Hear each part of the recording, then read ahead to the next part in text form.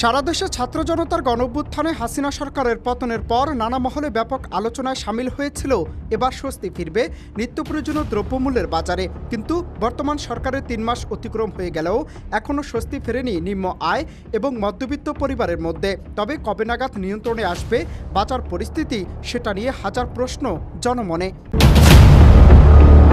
রাজধানী ঢাকার কারওয়ান বাজারের ব্যবসায়ী মোখলেসুর রহমান সকাল থেকেই বিক্রি করছেন লাউ, কুমড়ো, জলপাই সহ বেশ কিছু পণ্য।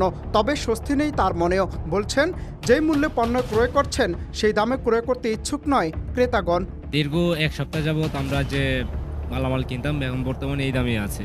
আমরা আড়ত থেকে কিনি, আপনার যে রেট ছিল এখন এই রেটে আছে। কিন্তু আপনার যে বাজারের যে পরিস্থিতি, মানুষের যে চাহিদা আমরা মেটাতে পারি না।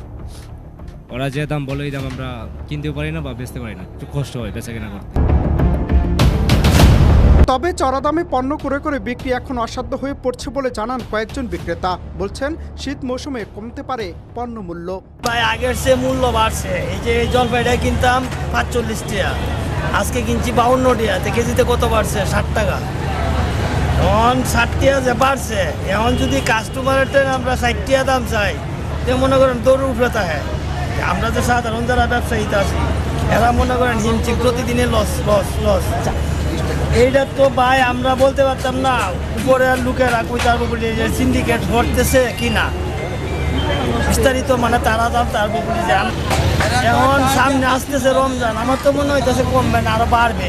আবার হাসিমুখে বাজার করতে এসে যেন মন খারাপের রাজ্যে ফিরে যাচ্ছেন ক্রেতাগণ। বলছেন, উপদেষ্টাগণ চেয়ারে বসে বয়ান দিলেও নিয়ন্ত্রণ করতে পারছে না বাজার পরিস্থিতি, যার কারণে অনিশ্চয়তার মধ্যেই পরিচালনা হচ্ছে মধ্যআয়ের মানুষের জীবনধারা। আমরা মধ্যবিত্ত করে বাট আমরা বাজার করে খেতে পারি না, এত দাম বাজারে। একটা শাক কিনতে গেলে 40 টাকা 70 টাকা মোটা, এটা আমাদের খাওয়া সম্ভব না। বাসা থেকে মন নিয়ে আসছি যে এখন সবজির দাম কমবে, কিন্তু কমে নাই, আরো দাম বেশি।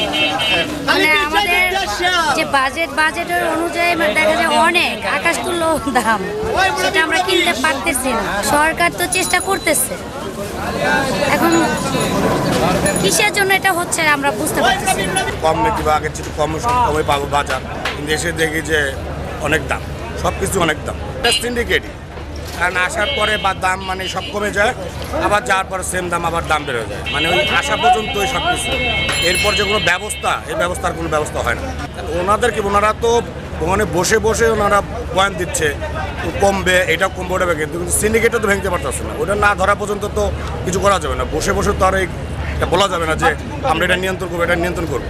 কি করে সব কিছু মিলে এখানে আমরা কেউ ভালো না, আমরা অর্থনৈতিকভাবে ভালো না, আমরা মানুষ ভালো না, আমরা নেতা ভালো না, আমরা ব্যবসায়ী ভালো না, আমরা খারাপ। এখানে আমি সারা দেশে ছাত্র জনতার গণঅভ্যুত্থানে হাসিনা সরকারের পতনের পর নিত্য প্রয়োজনীয় দ্রব্যমূল্যের বাজার পরিস্থিতি নিয়ন্ত্রণে আসার কথা ছিল, তবে হয়েছে তার উল্টো।